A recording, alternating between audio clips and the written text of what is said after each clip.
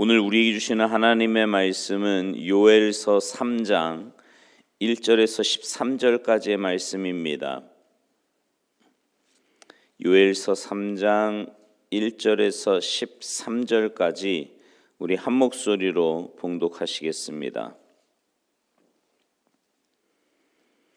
함께 봉독하십니다. 시작. 보라, 그날 곧 내가 유다와 예루살렘 가운데에서 사로잡힌 자를 돌아오게 할 그때에 내가 만국을 모아 데리고 여호사밧 골짜기에 내려가서 내 백성 곧 내 기업인 이스라엘을 위하여 거기에서 그들을 심문하리니 이는 그들이 이스라엘을 나라들 가운데에 흩어버리고 나의 땅을 나누었음이며 또 제비 뽑아 내 백성을 끌어가서 소년을 기생과 바꾸며 소녀를 술과 바꾸어 마셨음이니라. 두로와 시돈과 블레셋 사방아, 너희가 나와 무슨 상관이 있느냐? 너희가 내게 보복하겠느냐? 만일 내게 보복하면 너희가 보복하는 것을 내가 신속히 너희 머리에 돌리리니 곧 너희가 내 은과 금을 빼앗고 나의 진귀한 보물을 너희 신전으로 가져갔으며 또 유다 자손과 예루살렘 자손들을 헬라 족속에게 팔아서 그들의 영토에서 멀리 떠나게 하였음이니라.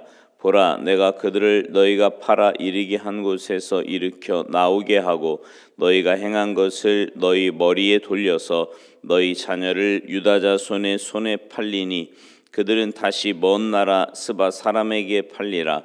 여호와께서 말씀하셨느니라. 너희는 모든 민족에게 이렇게 널리 선포할지어다. 너희는 전쟁을 준비하고 용사를 격려하고 병사로 다 가까이 나와서 올라오게 할지어다. 너희는 보습을 쳐서 칼을 만들지어다. 낫을 쳐서 창을 만들지어다.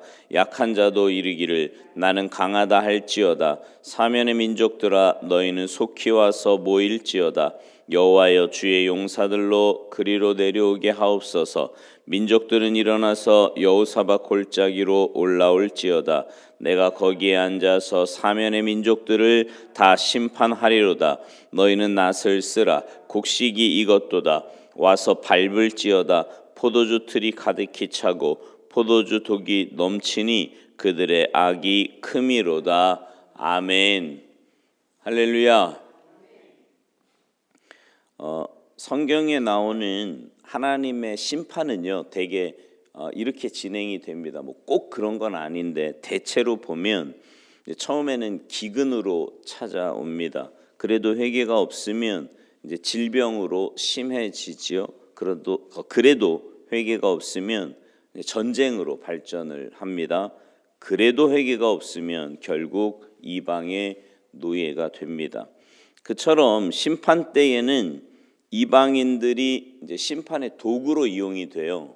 그러나 이제 회복이 되잖아요. 그러면 심판의 도구로 이용되었던 이방인들이 오히려 심판을 받습니다.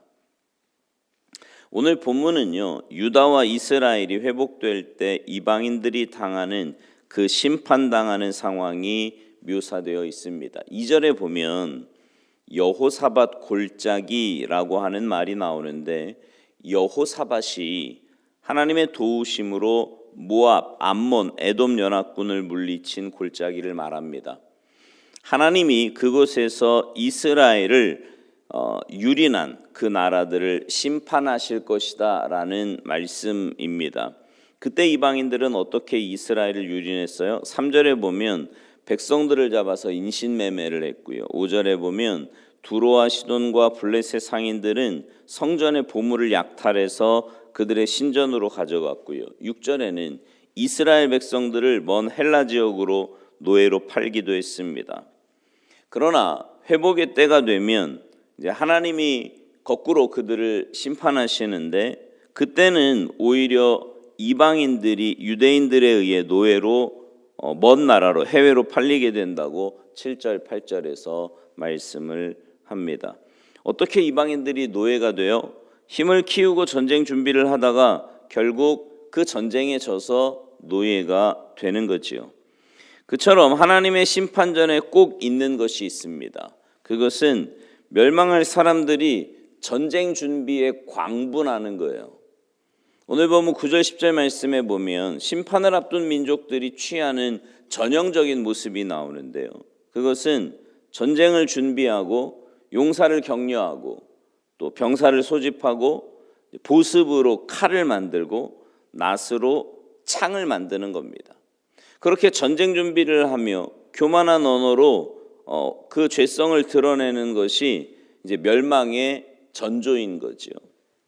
특히 하나님은 이방 나라들을 단번에 심판하실 때 그들이 연합군을 이렇게 이루게 할 때가 많이 있습니다. 그러므로 대적의 연합군을 두려워할 필요가 없는 거지요. 잘못된 연합군은 오히려 더 오합지졸이 되고 하나님의 심판을 재촉할 것이기 때문입니다. 그처럼 하나님이 심판하시는 추수의 때가 가까이 왔다고 지금 요엘 선지자는 선포하고 있는 겁니다.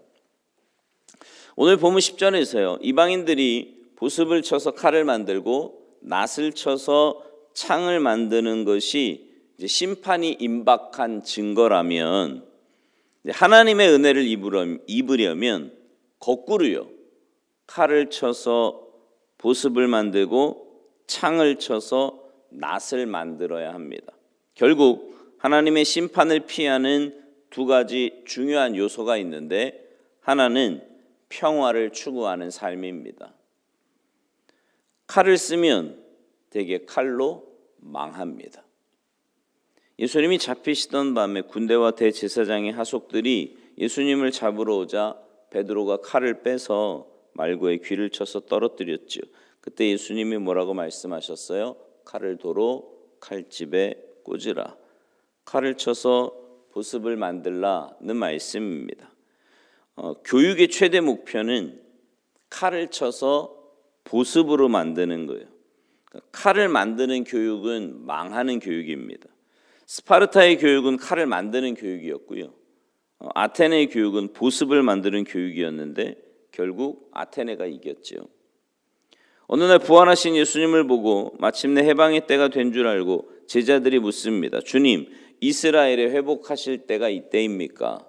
그때 예수님이 뭐라고 말씀하세요? 때와 기한은 하나님이 자기 권한에 두셨으니 너희가 알 필요 없다. 오직 성령이 너희에게 임하시면 너희가 권능을 받고 예루살렘과 온 유대와 사마리아와 땅끝까지 이르러 내 증인이 되리라. 이렇게 말씀하세요. 성령을 받고 로마를 향해 갈던 그 칼을 보습으로 바꾸고 그 보습으로 로마를 점령하라는 말씀입니다. 결국 성령님이 임한 마가 다락방은 제자들의 가슴을 쳐서 칼을 보습으로 만들고 창을 낫으로 만든 영적인 대장간이었습니다.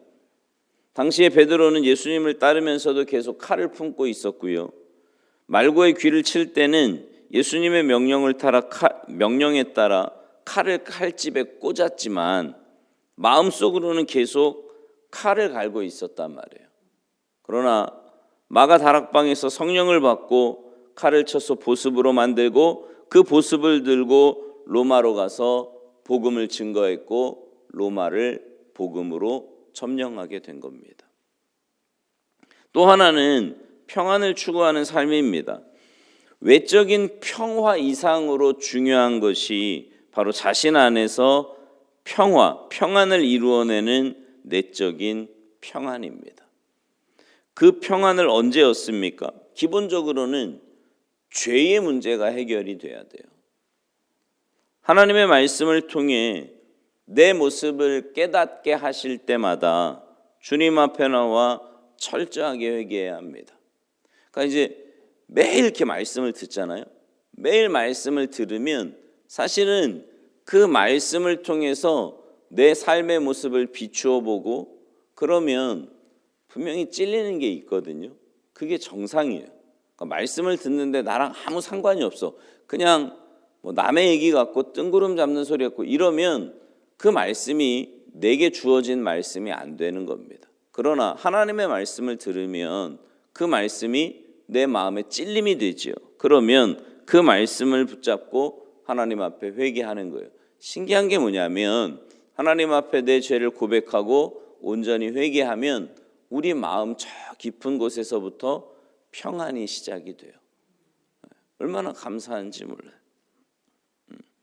그렇게 죄의 문제를 해결한 성도가 내적인 평안을 얻으려면 이제 살면서 분명히 해야 할 4가지가 있는데, 하나는 삶의 목적이 분명해야 합니다. 자기가 뚜렷한 목적을 가지고 추구하는 일이 자기에게 맞는 일이라고 확신하면 그런 일이 있다는 것만으로도 평안이 있고 행복이 생기는 거지요. 바울이요, 고난 중에도 평안과 기쁨을 잃지 않았던 것은 삶의 목적이 분명했기 때문입니다.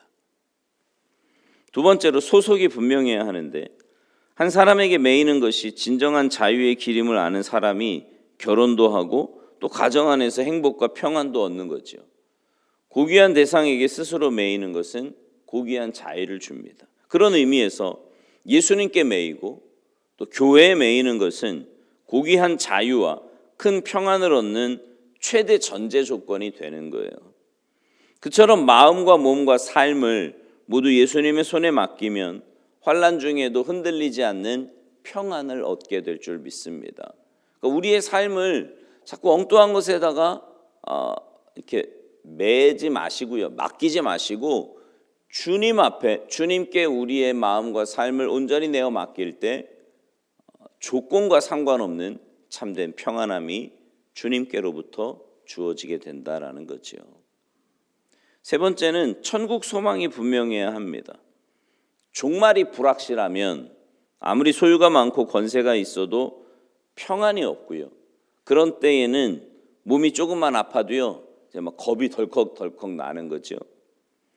바울의 마음과 머리에는 복음과 천국 소망으로 가득 차 있었어요. 그처럼 늘 천국을 사모하며 살았기에 어떤 환경에서도 그 천국의 평안을 잃지 않았던 겁니다.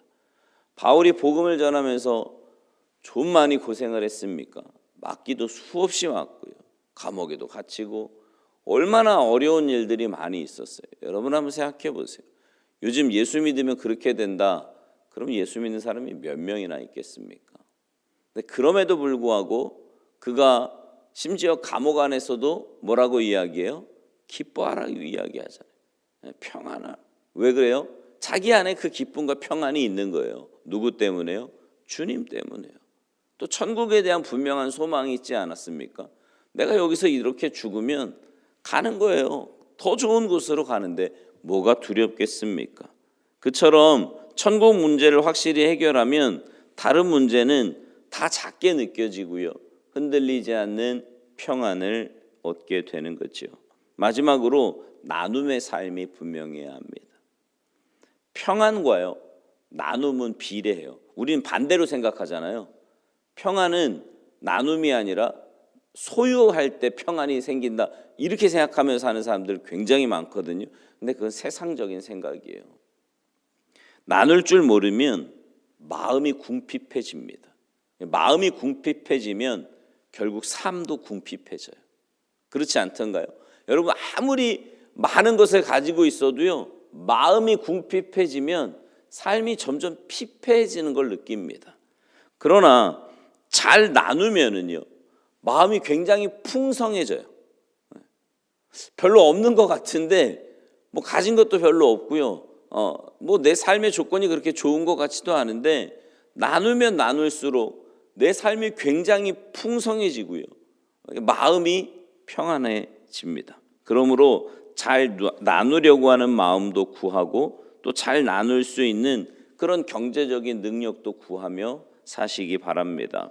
사랑하는 성도 여러분, 늘 분명한 삶의 목적을 가지고 예수님께 온전히 매이고 천국 소망을 가지고 나눔의 모델을 꿈꾸며 최대한 나눔으로 심판의 손길을 벗어나 참된 평안을 이 땅에서부터 누리며 사는 여러분 모두가 되시기를 주님의 이름으로 축원합니다. 기도하시겠습니다. 하나님 감사합니다. 우리에게 천국의 소망을 주시고 또 주님을 믿음으로 세상의 조건이나 삶의 환경 때문이 아니라 주님 때문에 기뻐하고 감사하며 살 수 있는 은혜를 허락하여 주시니 진심으로 감사를 드립니다. 하나님께서 우리에게 매일매일 말씀을 통해 우리에게 주님의 뜻을 가르쳐 주실 때마다 그 말씀 붙잡고 믿음으로 순종할 수 있는 힘과 은혜와 믿음을 허락하여 주시옵소서. 그래서 매일매일 주님 닮아가고 주님의 기쁨이 되며 무엇보다 천국을 향해 한 걸음 한 걸음 올바른 순례의 길 걸어가는 우리 모두가 되도록 주님 도와주시옵소서. 이 새벽에 주님 앞에 나와 여러 가지 기도의 제목으로 간절히 부르짖어 기도하는 주님의 귀한 백성들의 기도에 주님께서 응답하시고 역사하여 주실 것을 믿고 감사드리며 예수님의 이름으로 축복하며 기도하옵나이다. 아멘.